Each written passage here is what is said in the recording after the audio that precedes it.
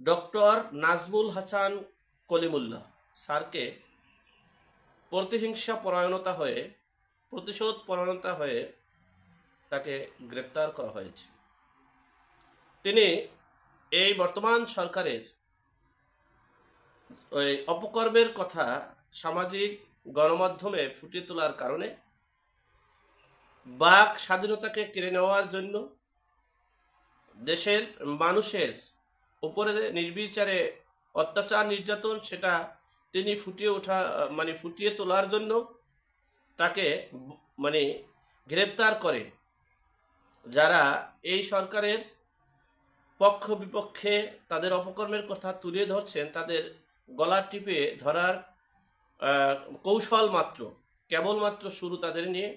আমরা একটা ভিডিওতে দেখলাম যে স্যার ডক্টর নাজমুল হাসান করিমুল্লাহকে গ্রেপ্তার করার পরের ধাপ নাকি সাংবাদিক মাসুদ কামালের। কারণ একজনে বলছে, স্যার আপনি এই অন্তর্বর্তীকালীন সরকারের প্রধান উপদেষ্টা এবং অন্তর্বর্তীকালীন সরকারের উপদেষ্টাদের যেভাবে তাদের অপকর্ম তুলে ধরছেন, ঠিক সেজন্যই এই কলিমুল্লাহ স্যারের পরেই দাব হচ্ছে আপনার।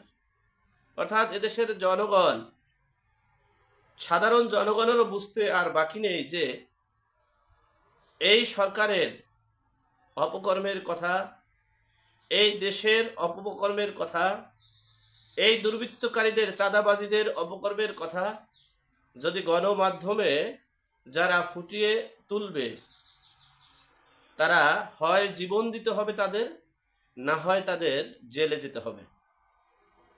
আপনারা ইতিমধ্যেই দেখেছেন যে সাংবাদিকতা যারা ন্যায়নিষ্ঠ দায়িত্ব পালন করে, যারা অন্যায়কে ফুটিয়ে তোলার চেষ্টা করছে, তাদের উপরে হয়েছে নির্যাতন, নিপীড়ন, গণহারে হত্যা, নির্বিচারে হত্যা, যেতে হয়েছে জেলে।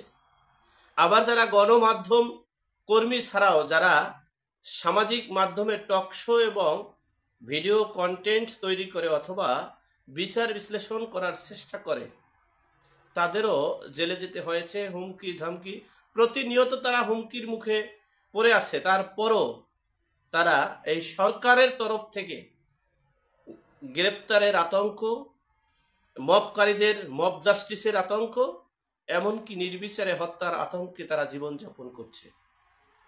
এখন এই দেশের সাধারণ জনগণ থেকে শুরু করে সর্বস্তরের জনগণ, বিএনপিরও রুমিন ফারহানা সহ, মাসুদ কামাল সহ, রনি সহ সকলেই এখন বলা শুরু করেছে এই অপকর্ম, এই দেশের এই দুর্বৃত্তায়নের হাত থেকে দেশকে আল্লাহ পাক রব্বুল আলামিন কখন মুক্তি করবে, সেই প্রত্যাশায় এখন সবাই ব্যাকুল হয়ে আছে। এখন এ পর্যন্ত। ভালো থাকবেন, সুস্থ থাকবেন, নিরাপদে থাকবেন। দেখা হবে আগামী পর্বে।